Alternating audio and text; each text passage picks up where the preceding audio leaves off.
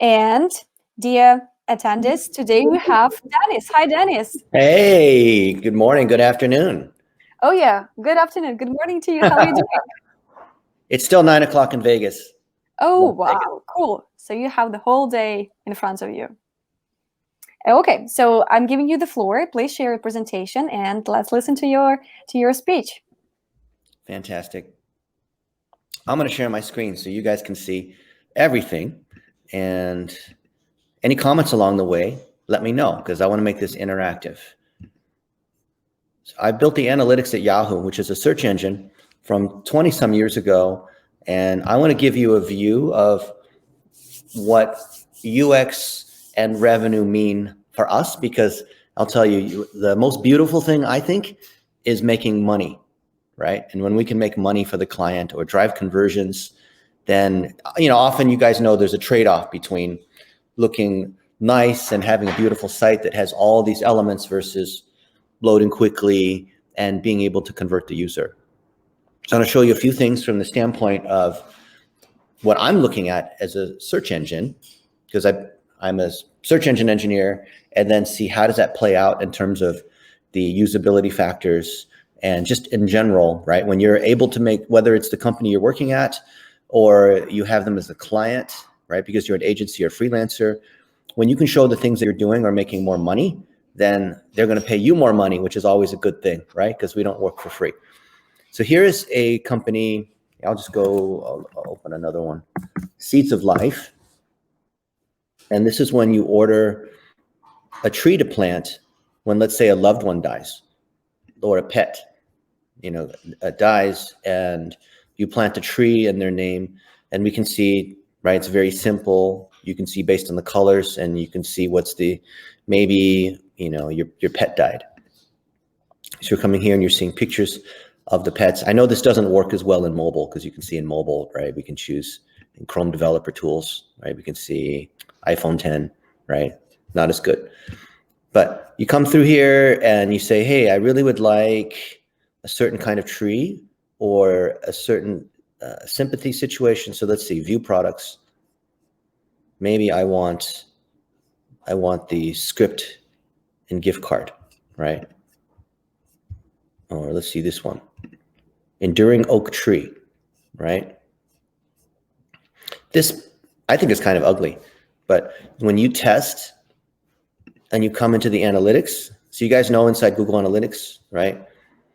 Inside conversions and e-commerce, you have the performance on what the different products are and how much money you're making. So if we go back a little bit further, let's go. Guys, help me field the questions along the way. I would love to, if you guys have a site you want to audit, I would love to pull it up. I just pulled up this one as a starting point. And it doesn't have to be looking at their Google Analytics or Search Console or Shopify or whatever their conversion is. So you can see a couple $1 million. You can see where the traffic's coming from. I love looking at the source medium report. That's my favorite place to start with. They bury it. So inside GA, you go to acquisition, all traffic, source medium. By the way, in GA4, which everyone should be upgrading to soon in the next few months, this is going to be condensed all the way down where source medium is already part of acquisition. So I can see that most of my traffic is coming from Google, right, organically. And then we have some email traffic, which isn't categorized properly.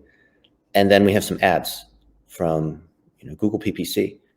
And the cool thing is that I can use these different tools to see, which I'll show you, to see what is driving more revenue, so that while I might be thinking about what's the best user experience when people get to a page, what's really important is where did they just come from? So what are they expecting? So if they just watched a video on YouTube and it featured a certain tree or a certain situation, then I want to be able to make sure that it's congruent with where they just came from. If they searched on Google for a particular keyword about a birthday or housewarming or someone's wedding, right, to commemorate this, then I want to make sure it's relevant. It preserves what's called the scent of search, right? Because I could build something beautiful all by myself, like just here, but I have to take into a context where they just came from, so it's a seamless experience. Does that make sense? So if I look inside actually, I'll do this. I'll show you a couple ways of doing it. Search console. Most designers don't look at the data side of things, but I think it's critical. So I'll show you, because you got to tie it back to revenue. We got multiple search consoles. So I'm putting it under this particular account. And then I look at, there we go. And if you're like me and you've got a lot of these, then, you have to switch between lots of different accounts. And you guys know Google Search Console, which used to be Google Webmaster Tools, would tell you when you have URL issues or your sitemaps is, blocking certain key or certain URLs that, you want to, it's just silly things. You have errors, right?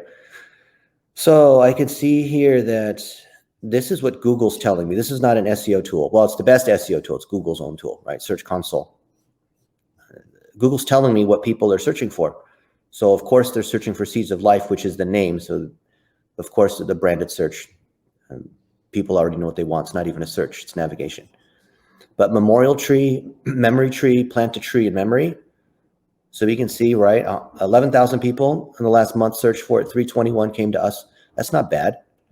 But we could actually look at this. Plant a tree in memory. Okay. This is I think Google's one of the best places to go for usability, because you're seeing what people are doing. So you can see I typed in plant a tree and it's already suggesting these other things, because these are coming from, these type head search results are coming from what other people are doing. So this gives us an idea where we really want to understand the user, right? Plant a tree in memory. Oh, look, somebody is trying to take away our traffic by advertising. Well, actually, no, this is not on our name, but these are people that we're advertising against. And we see, what are other people doing? People also ask, right? Related queries, just like type head search results. Let's see, who are these guys? Looks kind of similar, very green. Plant a tree, plant a grove of trees in honor of somebody. Use the discount code. Okay. And this is catering to older people, so you can imagine that it doesn't cater to somebody who's 30. So make sure that you're looking at what they want versus what you would particularly want. So I clicked on that first result. Now I'm going to click on the second result. By the way, if you want to know what's the signal that the search engines are looking for, if that was a bad user experience, I just hurt that previous site because I clicked on them, I clicked back, and then I clicked to the next set of search results. It's called a click back. Not very inventive name, but it shows the search engine that wasn't a good search result. So they're going to get dinged. You can imagine that. So by the way, clicking on someone's ad doesn't hurt them. A lot of people are like, oh, I'm going to click on their ad and cause them to pay more on PPC. No, not really. You're increasing their quality score. And Google's looking at what the revenue is per 1,000 impressions. They're not looking at CPC. Because if it's more clicks at a lower cost per click, then great. You're lowering their cost per click, right? Okay, so we can see memory tree gift, memorial plants. We can go a lot further. Sympathy trees, plant a tree for someone who has died. So I think the key thing with usability is not starting for what I believe is beautiful. And there's all the technical things too on how I make it load fast and general usability. I like to start with what the user cares about. So what is the user doing? Who are they? What are they searching for? What are they trying to do? So if I know that 14,000 people are searching on this is our data, right? This is where we've shown up in search results and where we've gotten clicks. This is not a third-party tool. This is based on this is the closest thing we have to Google telling us, well, to knowing what it is that people are coming to us for. And if you've got a lot of traffic from social media, I would do the same thing. I would see what is the top source of traffic? Well, here it's from Google Organic. So I'm going to spend my time with Google Organic. Okay, memory tree, unique baby gifts. Okay, so 3,000 people, there's a fair number of people. I only got 2. So it could be that where I'm sending them is not relevant. I don't have the right products, or I haven't designed the right user experience, because someone coming in on unique baby gifts, different user than someone where their loved one has died, right? Different audience, so we might want to have those landing pages be a little bit different. But this is telling us what people are coming in on, and if they're coming in on memorial tree and sympathy, which is someone's died, memory trees, someone's died or pets died, then I'm going to focus more on what is getting me more revenue, right? So the things that are good, I want more. And things like this, baby gifts, yeah, that might be cool. I might be able to design all kinds of cool looking stuff, but proportionately, I'm not getting as much revenue. So I want to focus my effort proportionately against where I can make the most money, make the most impact. See, look, baby boy gifts, baby girl gifts, that's good, but a lot of traffic here, but we're getting no clicks. If I look inside my Google Analytics and I look at my Search Console here, I'm going to see a slightly different view. Now, this is the Search Console inside Google Analytics, which is an abbreviated view of what I was just showing you. So here I'm looking at the queries. I'm trying to understand the user. What are they thinking? What are they doing? What do they expect, right? I think that the key with UX is I really want to help the user achieve what they want. What is going on here? I think I must have goofed this up. Oh, the numbers are really low. Okay. Let me go back to the source medium report. So I see that most people are coming in on Google organically. I have the paid side. So anything that's working well for me organically, if I know they're coming on a memory tree, plant a tree because you can see, how many clicks and how much revenue we're getting on each of these. I'm going to want to buy those same keywords on Google, right? Because if it's good, then organically, then I want more of it on paid. And if I find it's working paid, then I'm going to try to get it organically. And you can see when this loads, this will tell me how much traffic I'm getting, what the clicks are. Let's see. Baby growing tree, bereavement, best memorial tree, funeral plants, gift ideas for loss of dog, right? And see kind of what's going on. So you can see, right, $1,000 in revenue, 12 transactions. Let me get rid of this segment. Now go back to all users.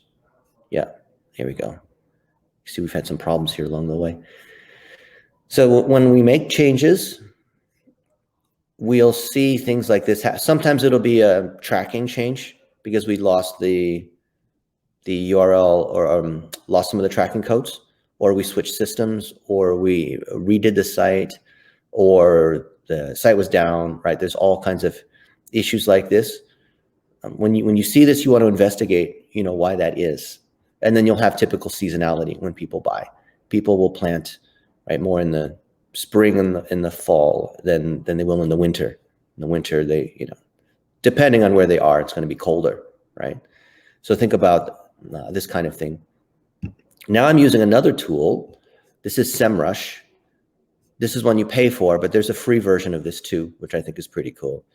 And now I'm thinking about how do I get more out of what's working? So for me to get more of the search traffic, I need to have more juice to my domain.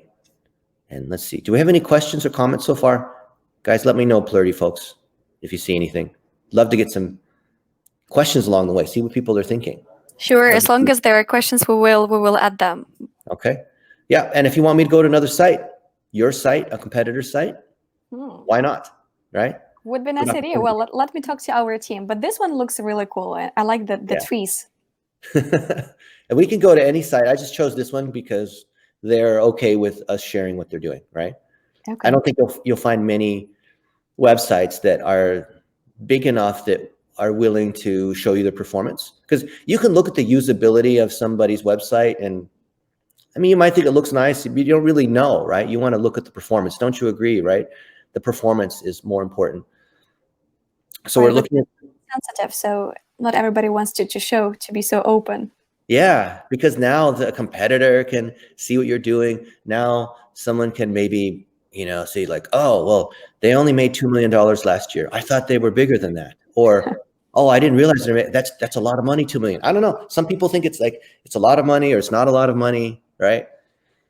And they're embarrassed, or maybe they're pretending that they're really successful and they're actually not making much at all. I don't know, right? Or I know a lot of people because you can see inside our analytics, we have hundreds of sites that we do this for, that they're making a lot of money, maybe like 50 million, $100 million, but they don't want everyone to know they're making this much money, right? They want to make it seem like it's a small business where, you know, it's a farmer and his children are working and they're growing trees, you know, they'd love to preserve that, you know, just like food products where they want to show that this is the jar of strawberry jam. We have in the back, we have our garden and we're making strawberry jam that you can buy on the website. And my mother had this recipe. And then you realize, oh, they're actually doing $100 million per year. They have a big factory, right? And that's where the story, the concept is breaking down. Yeah. So I get it, right? You go to Disneyland and you want to have this whole experience and you want to make people think it's magical and all the people love you. And then you realize behind the scenes when you go on the rides that it's all mechanical. There's people in costumes, right? So I understand. But from us, because we're all professionals, right? We're industry professionals. We're not the end consumer. We are here building the websites. We are here making it load faster. We're driving more revenue. We're in charge of the marketing. I think it's critical. Yeah. Because you're not going to show a consumer this, right? Somebody whose loved one has died, you're not going to show them, oh, here's the competitors that are also bidding on these same keywords. And here's the keywords that they have, right? Oh, and here's how big they are versus how much traffic they have. But this is something that I think is really key. And I'd love to hear what you guys think, because I spend more time on the data and the analytics and running ads than on usability and like more of the softer things. But I think that, you know, when I see that here's a competitor, the trees remember, right? You can buy a tree, you can buy a memory tree from anybody. And I can see their authority scores lower. I can see what keywords they have. I can see their trend. Here's the keywords they have. Plant a tree in memory. I'm always thinking about competitors and how we do versus these other people. So let's see, a living tribute. I always want to look at what they're doing, because maybe there's something, not that I'm just copying what they're doing, but, you know, maybe I get some ideas. Maybe they're doing some things a little bit better, right? And then I can test it. And if it works better, then I'll use their technique. I'm not saying copy their design, right? But there's certain things to, let's see. So that's a feature snippet you can see. Let's see here. Oh, and by the way, when I'm looking at these, and these are, you know, ranked 1, 2, 3, 4, 5, I'm using the SEO Quake plugin here. So I'm looking at this domain score, which is like the authority score, the trust score, and other information like how much traffic they're getting, because I want to understand, right? I'm trying to get more traffic from these other people, right? If people are searching, I want them to click on my links. So let's say, okay, people come here. So I'm pretending I'm a user. Okay, my loved one has died. I'm looking for a tree to plant in their memory. I see this big forest in the background. Okay. All this stuff, national forest. Okay. Oh, this is one where they plant the tree for you, not they send you the tree and you plant it in your backyard. And then 30 years later, you can tell your son, hey, I planted this when your grandfather, you know, was alive. So let's see. I'm going to use the SEO Quake plugin, SEO bar, and it says this website, Trees Remember, has 132 pages in the Google index. You could do the same thing by doing a site colon search. Bing has more, of course, but Bing is more about quantity versus quality. So it doesn't mean that Google's worse with only 132. And a lot of these 428 are going to be URL parameters or category pages or things that aren't, I mean, they are technically URLs, but they don't really count as URLs, okay? So you can see here, right, site colon. So do this on your site and do this on competitor sites just to see what does Google think in terms of the most important pages and how many pages there are. And of the 132, the most important one, usually this is not ranked exactly in the order of which ones have the most juice or the most importance, but it's close. So we can see the homepage. That's not a surprise. And we can see the URL, the title, and the meta description. So this is the meta description, which is for the search engine. You should always have meta descriptions. And this is not bad. They're writing the meta description like an ad. So that's the right way to do it. and they're using their keywords. Let's see, trees, remember, well, if I searched on trees, remember planting trees, then it would bold these searches. FAQ, it's probably not the best one you want to have as your second one. Home, the trees, remember? Oh, this is messed up. They didn't use the proper meta description here. Shop, okay. Yeah, see, they did not do, yeah, these guys have not even done that much SEO. They don't have that much power, it's 13. So this is who I'm competing against. So I'm thinking about, all right, how do I get more? How are they beating me in certain areas so I can get their traffic and whatnot? Well, let's see. These are the words that they're getting the most. These are their top keywords. So I want to try to take these keywords from them.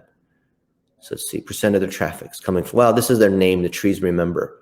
So I could do a blog post on trees to remember loved ones. I can create blog titles that have trees and remember in them to try to get more traffic from this, because this looks like they're getting a good amount of traffic.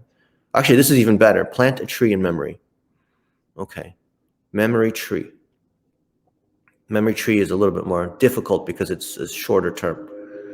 So I can just go through these guys and see what they're doing, replicate similar kind of content, not copying their content, but try to see what's going on. And so here we have pictures, as you would imagine, in a shopping cart, but people will look at the pictures, and I can look at my Google Analytics to see if people are doing this. But from a search engine standpoint, I need to have lots of information. And there's just not enough information to really understand what this pet sympathy or enduring oak tree is. I need to have information about, what would you want to know? Okay, they can grow to 100 feet high, but how do you care for them? And how do they look? How does it come out of the package? I guess like this, but what does it look like after a year? And what do people think about it? I would love to see. Okay, we have 5 reviews, but okay, so this is a good review, but there's so much more here. I always like to click yes. I always try to help the clients out. I know it doesn't really help much, but just for me, it feels good to me to do this.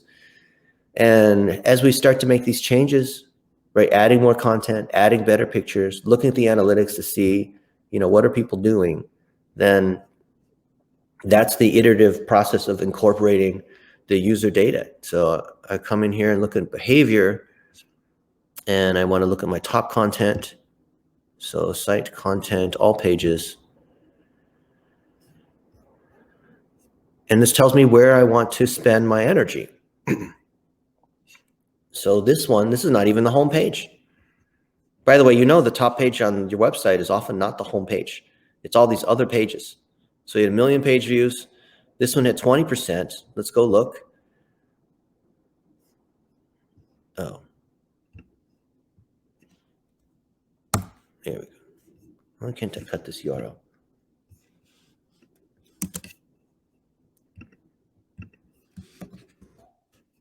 This one. This is where people go. This is the #1 page on the website. What can I do to improve this, right? Because we have let's see, how many pages do we have? Site : seedsoflife.com. 537, right? I could spend all this time optimizing all of these pages, but why not proportionally do it where I have the most traffic? Because that's going to make the biggest impact. Okay. So what can I do to make this better? You might have some ideas. I'm sure you guys are more creative than I'm not creative. I'm just a data person, right? I'm just looking at the data to see, okay, this is where people came, each of these pages.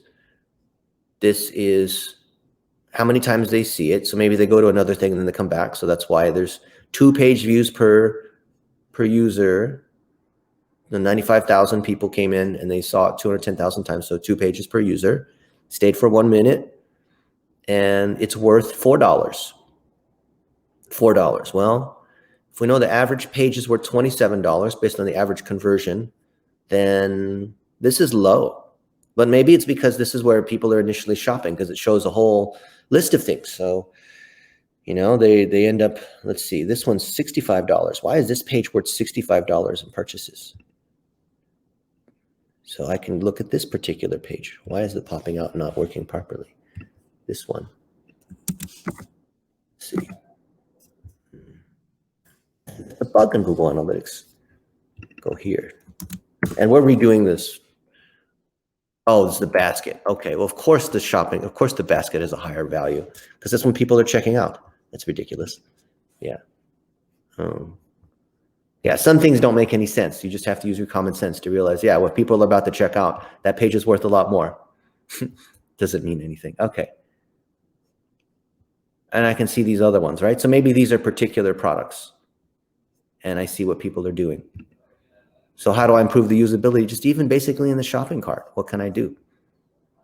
Pet sympathy. Okay, $13. $2. $2 is this baby one. Remember we said the baby one, people, for some reason, here, let's do this.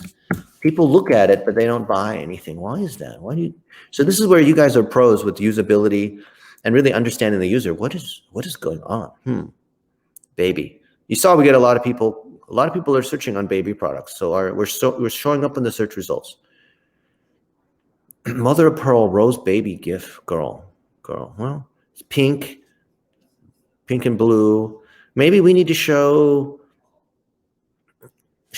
mommy with the baby and the tree. Maybe showing the tree alone is not enough, right? Maybe we need to format it a little bit different. Maybe this green tree thing doesn't look baby enough, right? It needs to be like pastel colors and look more like, you know, a site that has parenting kid tips, right? Like flower, like pink, you know, like that kind of thing, flowers, weddings. Maybe we need to change the background here. You know, there's lots of things we can do, but we see this is only worth $2. Wow, this is very low. Why are these ones worth $20, $17?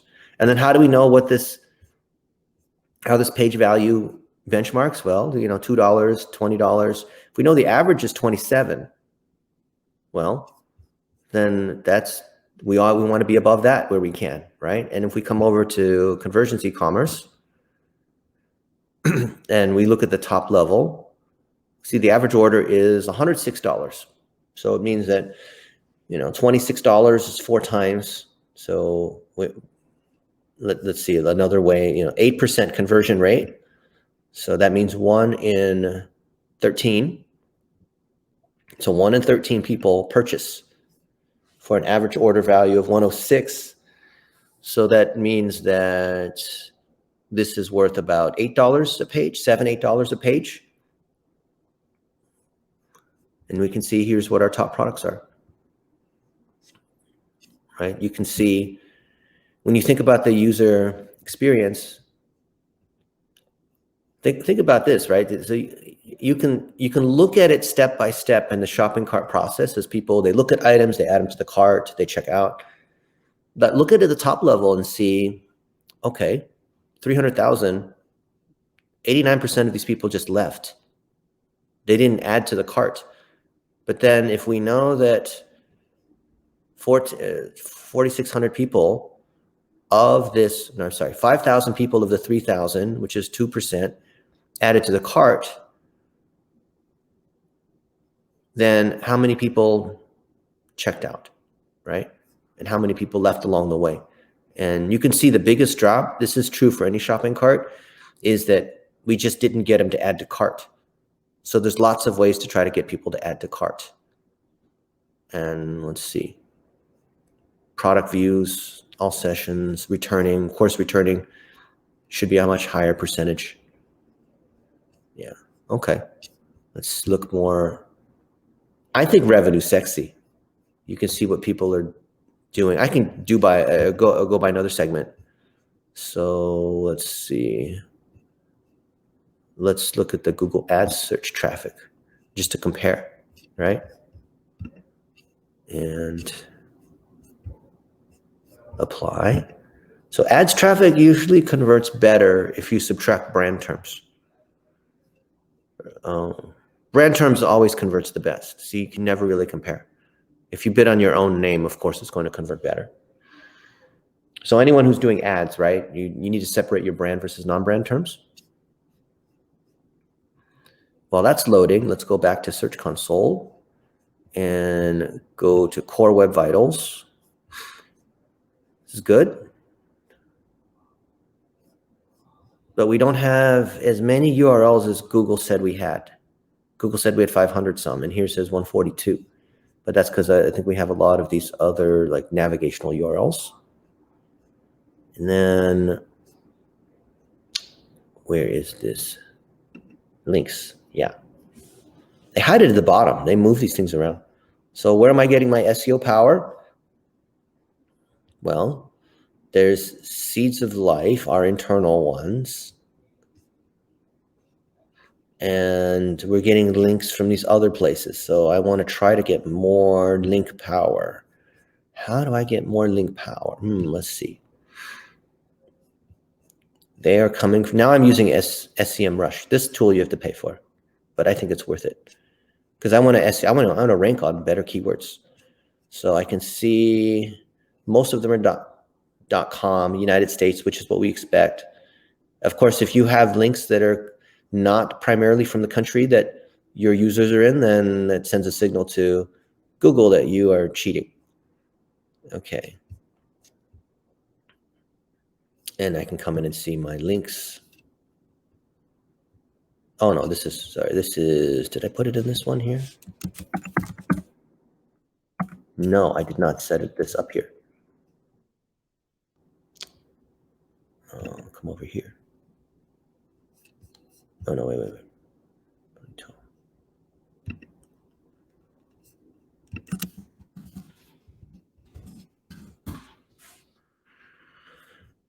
Okay, 9,300 backlinks. What are my top links? Because whoever's giving me links, Magnolia Company, we own this one. 62, that's pretty good, huh? All coming from ours. Southern Living, ooh, 57, and it's a 301 redirect, so you ideally want to have it go straight to, you don't want to have redirects. It shows the engine you're sloppy. These are all do follow. No, this one's a no follow on Country Living, but that's okay. 20 best Mother's Day flower delivery. Okay, that's good that we're listed in one of those. Who are these other ones? Let's see. Martha Stewart. Oh, I like Martha Stewart. So the page is high, and the domain is high. Or no, sorry, that's external links. So I'm looking at these other guys to see where can I get more. Martha Stewart. Okay, well, Martha Stewart is big, but let's see what's going on Martha Stewart. Good Things Wedding Favors. It's nice. Oh, it's in this list. List all of them, view all of them. So one of these is going to be ours in here.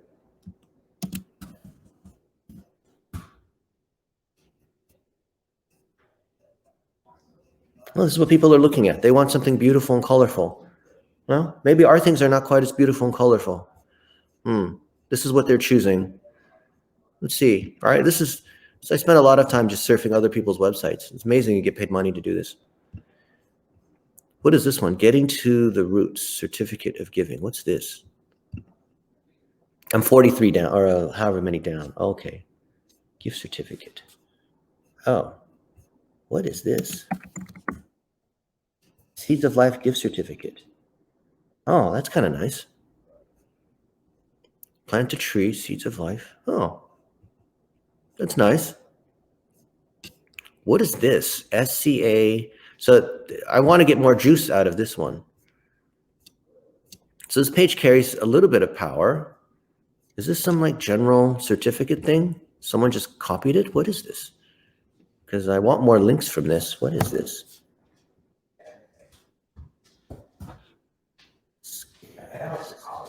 Millions of creative templates for free. Oh, yikes. I don't know about that.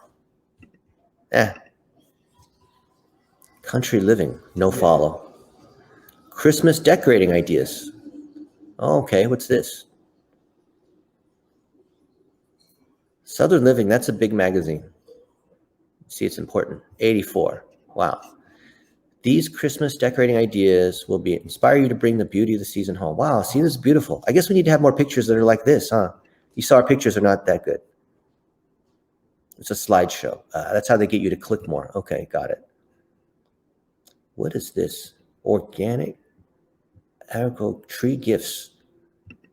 This is what, if you want to know what I do to optimize, this is literally what I do. I'm sure you guys do something similar too, just to be inspired and see what these other people are doing. Look, seeds of life. Oh, look, see, trees to grow from saplings, but you should choose seeds of life. Up there, it's linking to us. Good. Many other outlets like fast growing trees and these other ones also sell these other trees. I'd rather them not mention the other people, but okay, fine. But at least they mentioned us first in this list. And also the amount of juice here, there's not much. It's only 6 compared to the domain has a 7. So this place really doesn't have much to give us, even though it is a relatively new link here. So what happens with SEO is that this page, well, this domain has a certain amount of power, amount of link juice, right? Which will be this authority score here, right? So the domain has a certain amount of juice. Usually, yes, here's a 43. And every link away from the home page is usually 10 points down. So, 33, 1 link away, 2 links away from the home page, right? 23, which is an order of magnitude 10. So it's not that a 33 is a little bit less than a 43. It's 10 times weaker, right? And a 53 is 10 times stronger than a 43. So a page has a certain amount of power, usually driven by how far away they are from the home page. And then the amount of power on the page, oh, this is a blogger site. Oh, the amount of power on this page, let's say it's a 6, then gets distributed among all these other links here. So you can see there's a lot of links on this page. Well, actually not a lot. There's like 15 or 20 links on this page. So all of these guys are sharing in this juice, the 6. So there's not much juice being passed here, right? So when I'm thinking about SEO, I want to get sites that have the highest overall score on pages that have the most, and which they link to me, do follow, not no follow. No follow tells the search engine, don't give them any juice. Follow is, yes, please, you can share the juice. And I can see, right, the page authority score, which is going to be less than the top level. And this is our own. So we're linking, this is the company that makes the trees, Magnolia Company, which has seeds of life. So we sell trees for, we sell wreaths, we sell all kinds of things. So this is Seeds of Life is one company or product underneath Magnolia. So you can see this page has 12 external links and 96 internal links. So there's 100-something links that are off of this homepage that is sharing off of the 62, right? And we can look at these other ones too, right? There's a lot of, 100 fresh ideas. So even though there's a 48, which is great, there's 150 links that are sharing this juice. And I'm greedy. I would rather have, if I had one on Martha Stewart, I'd rather have the whole thing be just about me. But to be able to convince them to do that is tougher. Usually the way you get links is like this one's, 50 things to, I think there are 100 things in this one, right? 99. So there's a lot of links. Like this is crazy. Look, Mennonite connections on the World Wide Web. So 668 links, but it's a .edu link. Wow, .edu link's worth a lot more. But it's being shared. It's a directory, 600. Wow, this is so old. Last updated 2004. I bet you some of you people weren't even born yet. Oh, the broken things here. Sponsored in part by. Banner hosted in exchange for MenoLink membership. Okay, that's probably dirty. Yeah, there's 600. Oh, yeah, it's a directory. See, this is probably a spam link anyway. Seeds of Life Community Church. I don't think that's even the right Seeds of Life. Oh, this is so funny. Look, Seeds of Life Community Church. This is a Mennonite directory, but it links to seedsoflife.com. Wow, I wonder if maybe they had this church had the website a long time ago, and then we took it. But whatever it is, we're obviously not the Seeds of Life Community Church. Isn't that funny? You see stuff like that. Anyway, I wanted to give you guys an overview of today's topic, which is a search engine engineer's view of websites. And this is what I'm looking at. I'm looking at the primarily Search Console to see where the traffic's coming from. I'm looking inside the Google Analytics because I want to see the behavior in conversion. I want to see where it's the traffic, especially the source medium report. I want to see who the users are, right? And mobile versus desktop. And I want to compare against what other people are doing. So I want to look at my competitors and see how many web pages do they have and what are their users doing and what are their keywords. And thus, when we do all these things, this is how we are able to get more users to our site on the keywords that we want and get them to also buy. And when they buy, that's when I believe you have the best UX, right? And CRO is not just assuming everyone wants to buy on the website, it's understanding who they are, which a lot of folks don't do. It's understanding how we are differing in competitors, because when someone's looking for a gift tree, they're not looking just at us, they're looking at 3 or 4 other people, right? That's why the click to impression ratio is so low over here when we look at our top keywords, because people are looking at lots of things. See? Oops, now I'm looking at a different one. This is a home builder. All right. So thank you, Plurdy friends. I'd love to hear, what do you guys think? Okay, well, cool. First of all, Dennis, I have to tell you that, of course, you couldn't see my impressions on my face, my facial expressions, or neither by our attendees. But what I can see is that the way you like what you do, it's just so motivating, because you were laughing and I was laughing. You were like, oh, look at this. And I was like, oh my gosh, yeah, look at this. This is so cool. And I actually felt as if, I don't know, I was somewhere at this backstage and you were a detective and you were like, there is a case and we have to fix it. And the whole journey was so interesting, kind of like this case study and practicing using all of the skills. Really so cool. Thank you so much. And you guys notice there's no PowerPoint, because often we'll do this and then people will ask me, hey, can you send me the PowerPoint? There was no, did you know? I think this is and by the way, I don't mean to hate on the other presenters, but consider this, that if you really know what you're doing, why don't you just log in and show what you're doing instead of give me this PowerPoint? Because then I don't really know, like, that's not the same thing, right? As like actually doing it, right? Don't, like if you're good at basketball, don't tell me about how good you are at basketball. Go out there and I want to see you play basketball. Show me that you can do this. Right? Unless it's cold outside and winter, yeah. But still you can always play inside.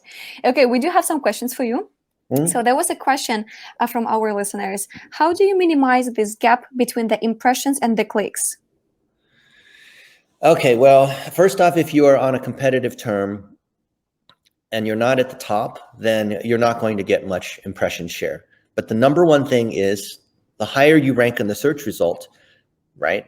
Position 1, the more. So if you're in position 1, you're typically going to get 20 to 25% of the clicks. That's a lot, right? And if you're position 2, it goes to 7.5%, position 3, maybe 3 to 4%, and then it just goes down from there, right? So the number one thing is you have to be in a higher position. And to get in a higher position, you need to have higher authority, so more juice. So you can see that in the tools I was using with SEMrush, I'm looking at authority score, but on Ahrefs, it's domain rating, and SEO mods, it's domain authority, but they're all measures of the same thing. So that means I need my SEO to be stronger. In other words, more people linking to me. Then as I'm moving up in the search results and more people link to me, and then I need a higher click-through rate. So more people engaging on the site. So Google has something called Rank Brain. And what happens is that their robot is testing you out. And if they find that people have a good experience with your website, so this is where your usability, UX, right, and CRO comes in. If you have good usability, they will move you up. So maybe they audition you on the bottom of the first page, position 10. And you have a good experience, right? People are engaging, they're staying on the site, the clickback rate is low, then they might move you up, right, to 8 and 7 and 6. Or if it's bad usability, then they kick you down maybe to position 20, right? So it really is important that a lot of SEO people think it's all the tricks with like what I'm talking about to generate links, but really that's just to get you into position to be able to audition. And then if the usability is good because of the experience and it loads fast and all, it gives people what they want and it motivates them, and you get to the psychology and they buy, all these things, they stay on the website, then Google will keep moving you up, right? So SEO is just getting people to the site, and then you need to deliver upon what they want. And then when they share, when they write blog posts about it, other things, this is the signal that the search engine's looking for. Does that make sense? So yes, I believe are actually the most, they're the most hidden secret SEO people. Because if you don't do a good job, it doesn't matter what people like me try to do. Does that make sense? Yeah, it doesn't matter how good my ads are, right?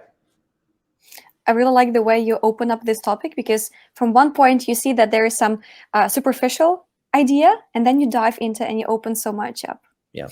Okay. Well, our next question is about the difference between Google Search Console and Google Analytics in terms of statistic. That, let's say you compare the statistic about the events. Why sometimes there is such a big difference between these two tools?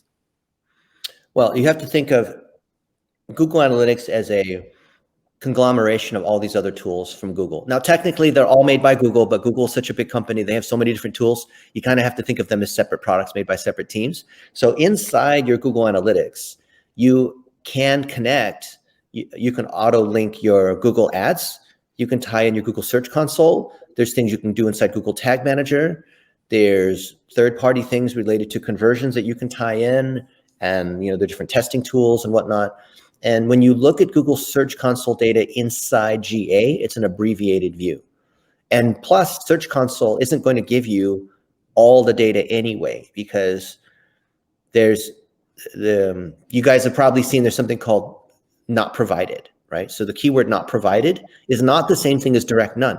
Not provided is they're not going to tell you what the keyword is because of privacy reasons, right? And this has been a big issue the last 10 years, you guys know, right? Because it's infuriating, because if I do SEO, I want to know what the keywords are that someone came in, and what they'll do is they aggregate them up into these different buckets. So someone types in, plant a tree for a loved one. Well, that might not have been what the person actually searched for. They might have searched for plant a tree for my loved one when it's cold outside, or all the different things that are related to that search. But for privacy reasons, they bucket it up into this other thing, because they know that if they gave us the exact query, then it might, like, people will put in their address. People will put in the exact name of the loved one. People will put in sensitive personal identifying information. So what they do is they try to strip that out, and I think they go too far. So the data that you see inside Search Console is not the complete data. And the same thing inside what's in Google Analytics is filtered even more. And so when you see direct none in your source medium report, that's not the same thing as not provided. Not provided means we don't know what the keyword is, or they won't tell us what the keyword is. Direct none is when someone comes to the site, we don't know where they came from. So direct none means they typed it in, or it's a bookmark. Because there's no referring website that people came in on. Okay, yeah, lots of ideas to think about here. Well, our next question would be, well, we see that our attendees, they are a little bit worried how to save or how to prevent your website from being copied, because right now you can copy everything. So how do you not do that? I like it when people copy. That what we're doing is good. And with what's going on now with tracking and social networks and apps, copying is not as bad as it used to be. Because let's say, for example, that I was a competitor to Facebook, right? Or whatever website. And for some reason I was able to get their code, and Mark Zuckerberg gave me all the code, and I could rehost it, and I could create, Dennis Book or Plurdy Book, right?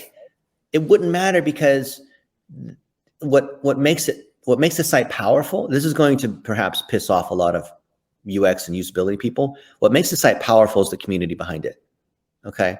And when I have people that are engaging, when there's a lot of UGC, when there's a community and a founder who is active, and there's a brand and there's a reputation, people can, other people can copy the site, but it's not really the same thing, right? That's like, I could use Tiger Woods, his golf clubs, but he's going to still beat me at golf because he's still better known, right? And I could even have a perfect, let's say in 20 years from now, we can clone people, exact copies, like Black Mirror, that kind of thing. And I clone somebody. But if I clone Tiger Woods, but that Tiger Woods doesn't know how to play golf, but it looks like Tiger Woods, it's not the same thing.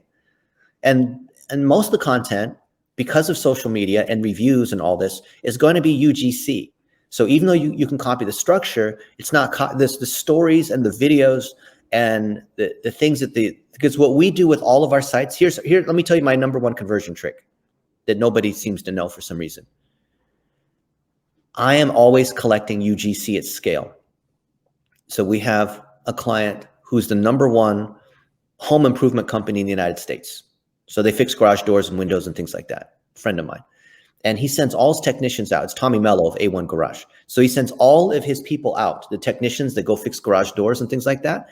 And at the end of the job, the technician will say, "Ma'am, did you have a good experience?" "Oh, yes, I did. Thank you so much. Great. Well, I'm being reviewed or my performance is being based on how many reviews I can get. Mind if you just tell me," and he holds up the phone, "mind if you just tell me, 15 seconds how I did," right? And just look at me and the phone I'm holding to the angle, right? And so they're collecting hundreds of these and putting that on the site. So you can't copy that, right? Because that's actually our UGC.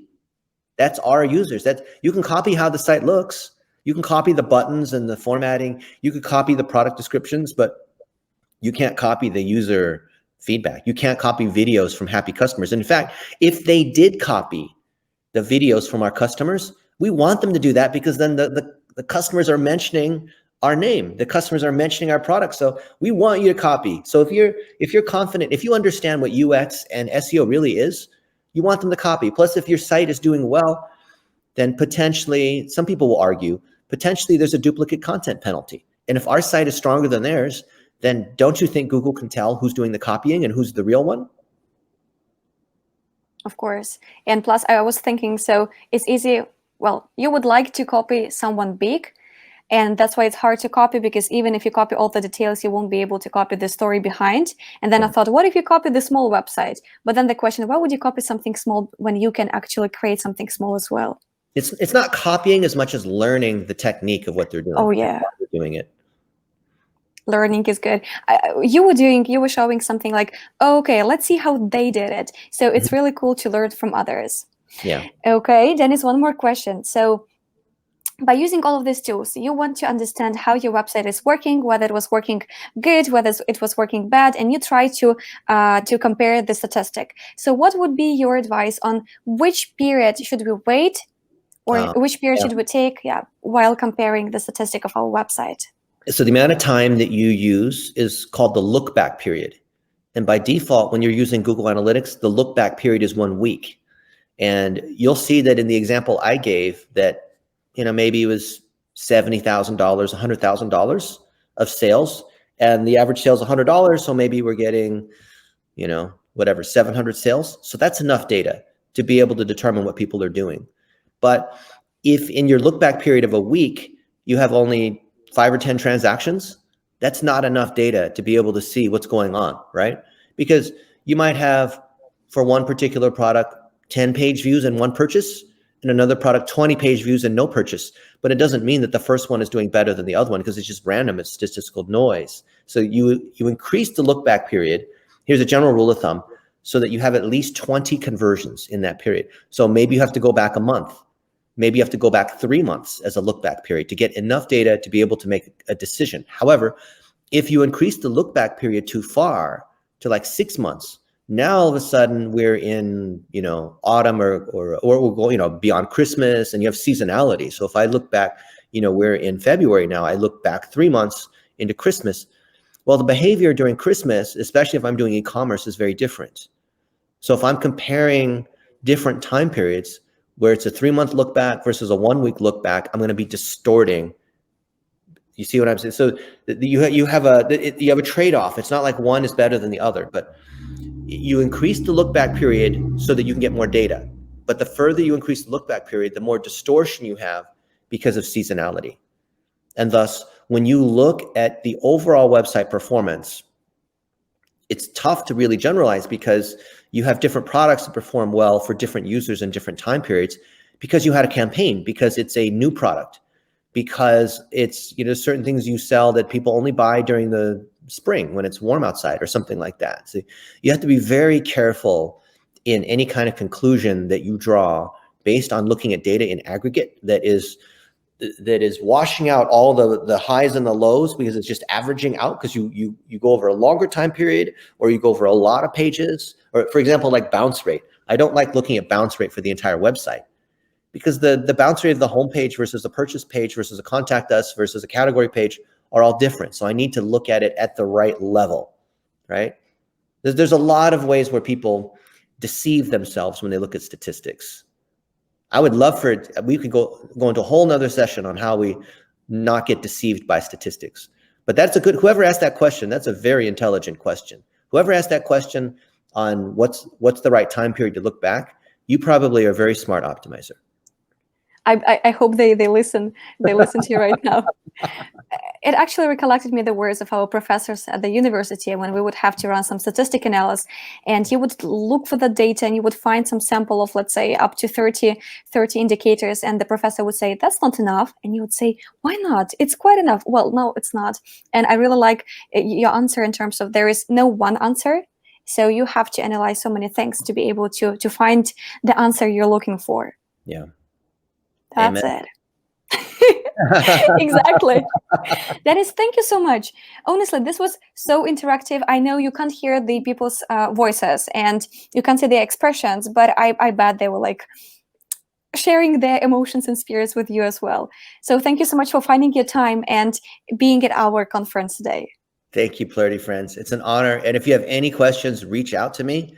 Hit me up on LinkedIn or Twitter or whatever channel, and or Instagram. I have already tagged you. Yeah, I look.